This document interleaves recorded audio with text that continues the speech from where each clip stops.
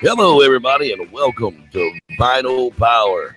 That's right, the podcast where we talk about our love for vinyl records and share it with you.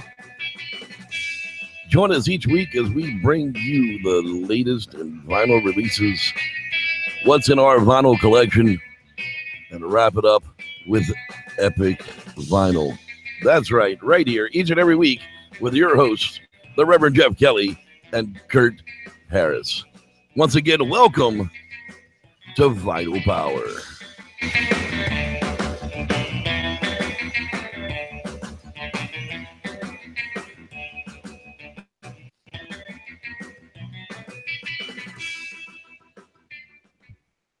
Hello, everybody. That's right. I am indeed one of your hosts of this fantastic show, the Reverend Jeff Kelley, and we are here talking about Vinyl Power. With me, as always, all the way across the country and them crazy Southern boys, is Kurt Harris, your friendly neighborhood music man. How you doing there, pal? Woohoo! Doing great today. One of them wild-eyed Southern boys, huh? Wonder if that works for me if I was born in New York. No, still absolutely doesn't. Forget it. It still works. I'm gonna call it. Just call me a 38 special kind of guy. Yeah. You know, I was born above the Mason-Dixon line myself, and people gave me, "Oh, you're a Northerner." I'm like, no, I'm Southern by birth. Or Southern by choice. I'm sorry. Yeah, Northern by birth, Southern by choice. I mean, I was only a Northerner for like 4 years, and none of them mattered. So, so what does it really matter? I don't know. But we're here to talk about our love for records, and we're going to share that with you. First up, every week we talk about record releases and what's coming out. I lost my link to the one I was using for the last several shows, but I found the new one. And forgive me, I have no idea who some of these people are. So if I screw it up, oh well. Let's see here. We're starting out with Alex Leahy. I Love You Like a Brother on Dead Oceans. That's their label. Andrew Hung. Yeah, that guy. He's bringing out an album called A Relationship. Yeah, I don't think it's that guy that can't sing. I think this one actually can. Okay. August Burns Red. Yes, it does. It's hot. And he's coming out with Phantom Anthem, whatever that means. Blue Hawaii is releasing Tenderness. Citizen, As You Please. Cults is releasing Offerings. The DuckTales with Jersey Devil. I can't pronounce that. That's some foreigner. I'm sorry, I don't read whatever language that is. Sorry. Kelley, I'll try. Kelley Okoroke. There's too many E's and a couple of K's. I'm sorry, but you're releasing Fatherland. Great album. Must have. Yeah, go get it. Definitely. Go get the Kelley Okoroke Fatherland album. Definitely one to have in your collection. Liam Gallagher's coming out with As You Were, The Darkness with Pinewood Smile, The White Buffalo with Darkest Darks and Lightest Lights. Weeds with Wide Open. Whitney Rose with Rule 62, Good Grief. No, that's not Rule 62, Good Grief. That's me saying Good Grief. Wolf Parade with Cry, Cry, Cry. And Marilyn Manson with Heavy Upside Down. Finally, somebody I recognize in today's music. I don't know. Those are releases for the week of October 6th, 2017. And I have a question from my buddy, Kurt. Hey, Kurt, what's in your vinyl this week? Reverend Jeff. I always like to think of something interesting to kick off the week. And this week, it just happened to be thoughts of my birth state, New York and New York City.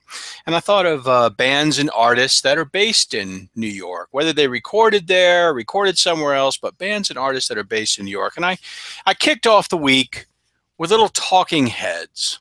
Their 1980 release, Remain in Light. Certainly one of the albums that kicked off the new wave generation. A great record in every way. I called that one the tomato soup face. Well, that would be a good name for this. Obviously, everybody would know the song "Once in a Lifetime," and it's prominent right in the middle of the record. And you could look at this, and if you didn't know the other titles of the songs, maybe you would say, oh, is it kind of a one-hit wonder? It's a great song. Yeah, it's a good band. David Byrne. Well, it's produced by Brian Eno, and I can tell you that every song on this is worthy. And I'm not much of a new wave fan, but this is one of those albums that strikes home. So this was a great way to kick off my New York week. I'm actually kind of surprised to see that come out of your collection. So good choice for sure. You know, I'm a slightly narrow-minded when it comes to my music. You have a real niche in your like of music, and Talking Heads is kind of outside of that niche. It's kind of neat. And but getting right back into my niche, Blue Oyster Cult. Oh, and everybody knows what a huge BOC fan I am. This is their third album, Secret Treaties. I love their first three. I find it hard to separate the first three. They're all so alike, but this may be my favorite of all the BOC albums.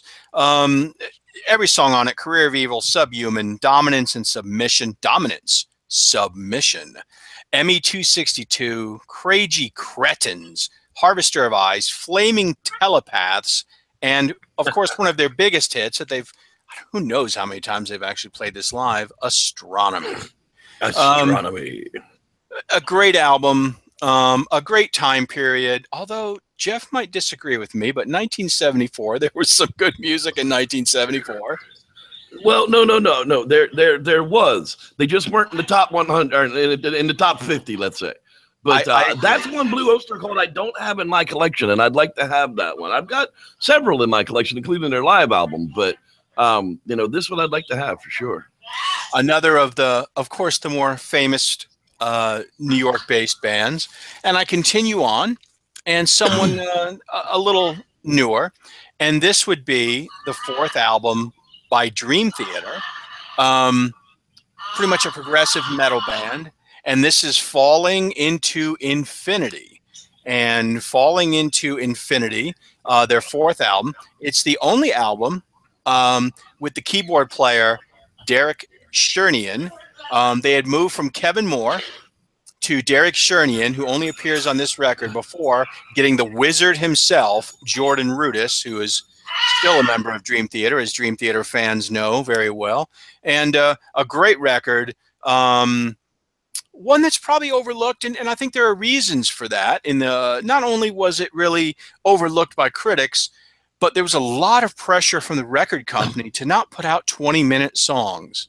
And screw those guys. They really did screw up a lot of music. The record producers and the record industry and the record contract people really screwed a lot of bands through the 70s and 80s. They screwed up a lot of the music for us. They really didn't bring us what we wanted. They brought what would make money. And that was part of the problem, was the push and pull from the record company to the actual artists, and they finally got this record made. It's 1997. It's a very good record. I think it's a bit overlooked, but if you're a fan, another New York-based band, Dream Theater, give this one a spin again. And moving on to my fourth and final of what I was listening to this week. Well, I think this is one, again, you might find a little bit outside of my niche there, Jeff, but I think this is one you also are going to like. How about the Beastie Boys, Paul's Boutique? Yeah, well, everybody loves the Beastie Boys.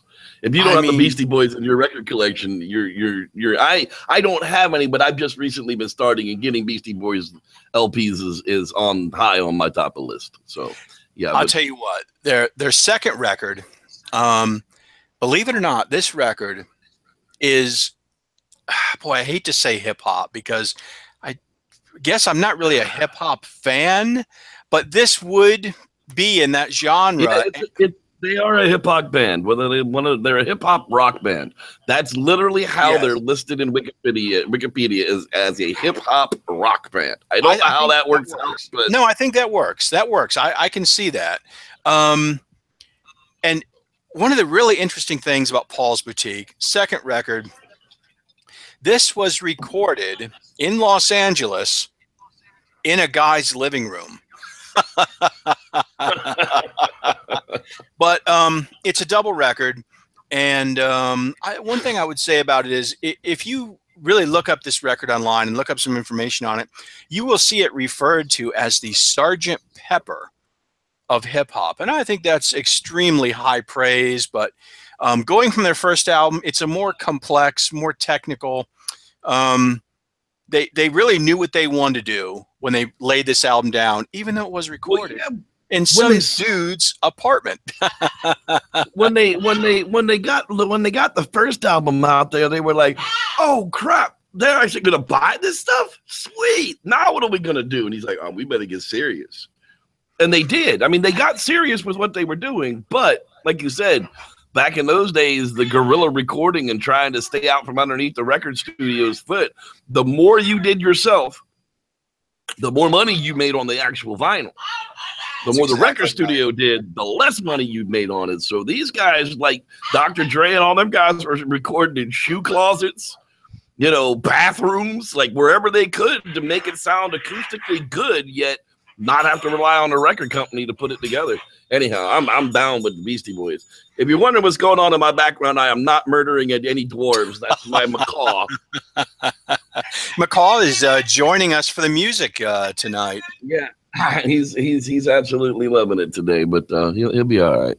But anyways, if you're a fan of like the Beastie Boys hit-wise, I think this would be one of the ones to go back and take a listen to the whole album. This one and the album that followed it, Check Your Head, are my two favorites. And so that's basically my theme for the week, was the city that I was born in, New York City, and some of the artists from there. And I just couldn't talk about it without bringing up the Beastie Boys. And so having said that, I have to ask you, Reverend Jeff. Yeah, man. What vinyl records were you spinning and enjoying with your vintage sound system this week? Oh man, I got a little crazy. I got a little crazy now. I'm gonna talk about some guys here for a little bit. I broke out the Van Halen because oh yeah, you know, I lucked into a really cheap Sansui setup, and I got myself a proper spinning deck now, and it's all balanced out and everything's really crunching. I need a little better speakers, but we're still working on that. But I broke out the Van Halen. Now, people throw this one away, and I don't understand why. 5150, you know, is a fantastic album. It really is. It's one of the last good records that they really had, even though they kept having people in and out of the band. That was what Van Halen's downfall really was the fact that they couldn't keep the egos and the attitudes together long enough to keep good people in the band. Because I'll agree, once David Lee Roth left the band, it was different. But that doesn't mean that they still weren't great. It was just different. You know, after I was pulling out the 5150, of course, I just recently pulled this one from the record shop, the Diver Down record. Now, this is David Lee Roth's last album that he did with Van Halen in the early years. Now, this album, people really, oh, that's all MTV rock. Nobody really likes that stuff, but it's not. Diver Down was more of a statement from Van Halen saying, hey, we've got some interesting things going on technically here. Why don't you really pay attention to this record and see what's going on? It's not about the lyrics. It's not about shaking your butt. It's about how long the musicians have been waiting to be able to produce some of the riffs. And so, I mean, these were the days when riffs were designed for music, not just spit out at the spur of the moment and tried to reproduce. You know, Eddie Van Halen himself worked on several albums, including the Thriller album, you know, specifically because he was able to produce those types of things. So I was like, well, what else am I going to get through for Van Halen that's going to be epic? Well, of course, everybody likes to skip over this one, but it's Fair Warning. And, you know, it really is getting to be one of my absolute favorite Van Halen albums, simply because of its subtleties. You put it on and you're listening to it and you're jamming to it, and before you realize that side's over, it's done, and you're like, oh man, did I listen to that whole thing? You know, and you get up and you put it on the other side and it's over too. And it's not because they're short. I mean, they're regular length, you know, album sides, but you know, this was when they really kind of gelled as a team and as a real band. You know, all the all the early stuff was worked out by this one. And, you know, the later stuff came on down the road. So I followed that one up, of course, with, you know, my next favorite Van Halen album, which is Van Halen 2. You know, the initial tracking of this particular record, I had it broken by Mom 4, 5, or 6 times because this is one of those big talk about. This was 1980. This was the heyday of hate on heavy metal or hard rock bands. There were supposedly so many subliminal messages in Van Halen 2 that Van Halen 1 had so many outright messages in it that they followed it up with Van Halen 2 in a subliminal message package. And I can't figure out which songs they are, to be honest with you. But that's exactly what I've been spinning this week. I've been spinning the crap out of Van Halen. And I'll be honest with you, I don't think I've listened to any one of these records less than 3 times this week. Oh, that's awesome. I mean, that's, you know, I love me some Van Halen. So that's what I was spinning on my record player this week. You know, this time to say hi to them people that are out there in the hangout. Let's see who's hanging out live with us today. Who's hanging out, rocking and rolling with Vinyl rocking and rolling? Well, it looks like we've got our 2 of our biggest fans out there today is Mr. Lance Windsor. Thank you, sir, for being out there. And Rod Dupree, because he's always in the place to be. Always. That's exactly right. Thanks, guys, for being here live. If you want to see us here live and listen to us, talk to us, hang out with us, chat with us while we're here, you can find us here on Thursday afternoons at 5 p.m. Pacific and 8 p.m. Eastern. And with that, I got to ask you, Kurt, what epic rocker did you bring along with you this week?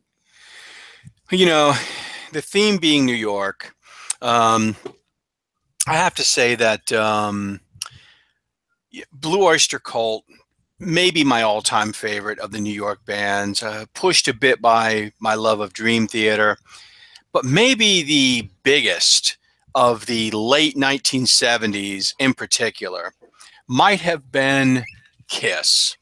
And when it was the late 1970s and a band like Blue Oyster Cult or KISS was, you know, going to be in your area in an arena, it was a must-have ticket because everything they did was big. Big, big, big. Could Blue Oyster Cult be bigger than KISS? Could KISS be bigger than Blue Oyster Cult?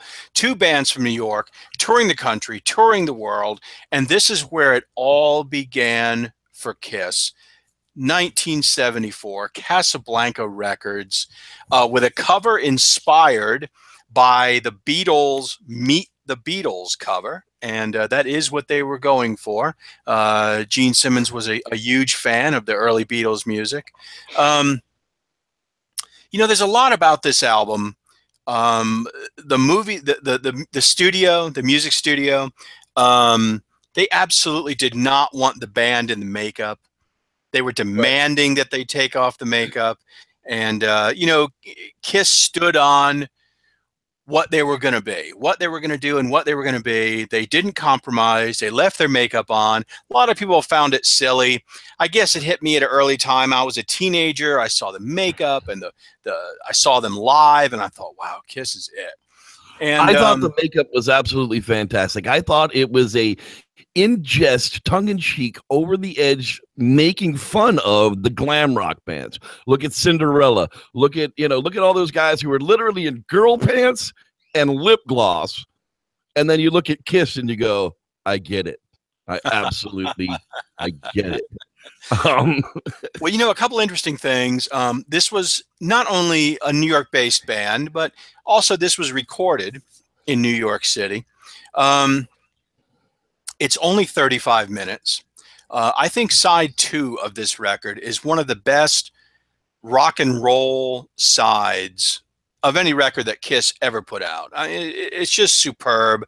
You never hear of the song The Love Theme from KISS. No one ever talks about that. It's an instrumental, And KISS is not really known for their technical instrumental prowess. No. However, and this is their first album, but when you play this album and you play side 2 and you hear Love Theme from KISS, what am I getting here? And then you hear the music and you're like, God, that is great. That's a great song. The whole album is good. It's absolutely one of my favorite KISS records. And it's where it all started for the band. Like I say, only 35 minutes, recorded in New York City. It only reached number 87 on the Billboard charts. It didn't have a song that ever made the FM radio as like Rock and Roll All Night and Party Every Day, which really gave the band a lot of notoriety. Came later, but which overall, is not a great song. It is not a great song. It doesn't have great musicianship. The singing on it sucks. It was written in the back of a friggin' limousine on the way to a friggin' party. I mean, it's a horrible song, but it's a party song, and everybody loves those. So, of course, it's going to be famous, but it's not a great song. It really isn't. But I think that's kind of the mystique of KISS, though. They're not really great songs, and they're not great musicians, and they're not great singers. But there was just something about it. It was fun. It was something that, codpiece. It made you want to stand up. It made you want to get the codpiece. Yes, I couldn't forget that. It made you want to go to the concert. It made you want to stand up. And so, while your friends may have scoffed at you, said, man, KISS, really? Let's put on that Led Zeppelin album. Like, dude, I'm all for the Led Zeppelin album, but let's listen to some KISS too. So while some friends may have scoffed with the makeup and the fact they maybe weren't the world's greatest musicians, writers, singers, something about it, and you can't deny that whatever it was, it made them worldwide popular. And even these days, there are people around the world who find KISS at an early age and just get hooked on it, buy the records, and spin them and enjoy them. And this is a great place to start. New York-based band. I think one of the ultimate New York-based bands for many reasons. Like I say, everything they did big. And that basically is New York, right? In a thumbnail. If you're going to do it in New York, you do it big. So little Jewish Jaime became a big deal from New York City. That was actually, one of their first appearances. Was on Bar Mitzvah for little Joey Jowalowitz. It was one of the very popular talk shows. Well, I'm having a hard time remembering which one it was, but Gene Simmons had came out at the beginning of the show, and he said that he was the incarnate of all evil, and everybody was kind of, like, wow, what is this band about?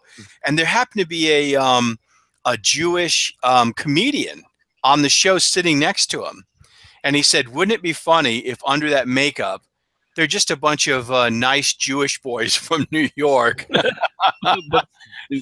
Jewish boys from New York. And sure enough, much like the Beastie Boys, that's what they are. That's what they were. That's what they still are. And so my epic record for this week, 1974, Casablanca Records, the first ever KISS record. Don't be afraid of it. Give it a spin. It is actually worth listening to. And with that, I have to ask you, Rev, what epic vinyl record do you have for us on this Thursday, October 5th, Vinyl Power? Well, I took this old record down off the shelf, and if no one will listen to it, I'll listen to it by myself. That's right. Van Halen. Woohoo! Yeah. Love it. The Reverend was all of 6 years old. The very first time I got caught listening to this record, we were out in the barn with my well older cousins, 18, 19 years older than I was, and Running with the Devil was on. And they had it on an old record player out in the barn while we were doing chores and whatever else. And my mom walked up on us, and her eyes got as big as saucers, and she snatched me up by the back of my head and flung me out of the barn. What kind of religious devil trash are you boys listening to in here? Oh, she just went off to high heaven when it came to the initial release of Van Halen. But over the years, I have bought and lost and bought and destroyed and worn out the tapes on, and used the CD so many times it's got a big ass scratch in it because it's your favorite CD, so you're constantly in and out of the drive with it. Van Halen's very first releasing, and this was the introduction to the new Fab Four. They really were trying to be the Beatles of hard rock. I mean, that was the idea of what Van Halen was trying to put together. The problem with Eddie was he couldn't sing. He still can't sing. Sorry, Eddie. Keep to the guitar, brother. Really, we've all heard your solo stuff. Please, we love you for your guitar, not for your voice. But all in all, this was the birth of the legend. Between what happened to Van Halen and the whole David Lee Roth split, the introduction to Van Hagar. No, it was never Van Hagar. It was still Van Halen, and Sammy Hagar was much better as a group artist as he ever was as a solo artist. And I guess he was one of the weird ones that started off as a solo artist and then ended up in a really badass group to really make his name. I mean, the 5150 or the I Can't Drive 55 album, Kurt and I have talked about several times because I always thought that was a Van Halen album. I'm like, are you sure? I mean, God, I always remember that being played right with the Van Halen stuff. He's like, yeah, it would have. But no, that was a Sammy Hagar album. And you're absolutely right. That's probably the only decent album that Sammy ever had on his own. But, the later stuff with Van Halen really still rocks. Jeez. And, it's one of those days, I'm telling you. So I brought along, 1978's Van Halen 1. David Lee Roth, Eddie Van Halen, Alex Van Halen, Michael Anthony, the big core. The album cover actually is wrong compared to the order number on the record from the time that they printed the covers to the time that they actually released the album itself. They changed the number one releasing on side one from You Really Got Me to Running with the Devil. So when you put this in, the very first thing that comes up, side one, track one, is Running with the Devil. And they kind of were like, we're not going to hide any of our music from these crazy. Who was in charge of the record labeling stuff? I can't remember. One of the politicians' wives. Tipper Gore. Tipper Gore, yeah, crazy woman. Let's get rid of these damn video games. Let's get rid of these hard rocks. Let's get back to the 50s, folks. Getting back to the 50s will solve all the world's problems. No, ma'am. No, it won't. And no, it didn't. But that's what I brought on this Thursday for Vinyl Power in my epic record. Van Halen was it this week, man. I swear I played that one at least a half dozen times. Now I'll take it and I'll clean it and I'll love it and I'll put them all back in their sleeves, right? And then they'll get put away for a while. That way, the next time I take them out, I don't have to worry about it being Skippy and Scratchy and Poppy. I love it. Van Halen. Can't beat that. Running with the Devil. The only thing I'm missing from the early years is 1984. And, that has Jump on it. And it has that stupid Pepsi Clear commercial song on it. I can't remember what that's called. Right Here, Right Now is what that one's called. And I love that one. It's just like, I was a keyboard player. So anything that was prominently bringing the keys forward in something was something I really enjoyed. It was like, because that would showcase what I did in a band. The Reverend was almost a rock and roller one day. I'll tell you that secret. There's a band out there called RT Flair. And if you can find some of their very early stuff, the Reverend was on the Magic Keys. But good luck with that, because those stuff were like recorded in garages and printed in garages. But if you can find something out there with RT Flair's name on it, the old Reverend was probably in the background playing on that one. And with that, you know what time it is, Kurt? It is time to get that sad music out and let everybody know it's time to go away. We're here every Wednesday, every Thursday, 5 p.m. Pacific. Find us on Facebook, facebook.com/Vinyl Power Podcast. You can find us on Twitter the same way. You can find us on YouTube under Vinyl Power. And, of course, what you're watching is on Saturday evenings at 8 p.m. Movie reviews. And Squatchers Lounge podcast Wednesday nights right here, all on the same YouTube channel, I guess. this. It's weird how they do this now. It's like I can't cross promote my channels or something. It's very weird. YouTube's getting to be a strange place to do business. Gonna have some t-shirts coming up. That'll be fun. All kind of stuff coming up. Looking forward to the live artists. That's what I'm looking forward to. So, for Mr. Kurt Harris, Friendly Neighborhood Music Band, I'm the Reverend Jeff. We'll see you next week.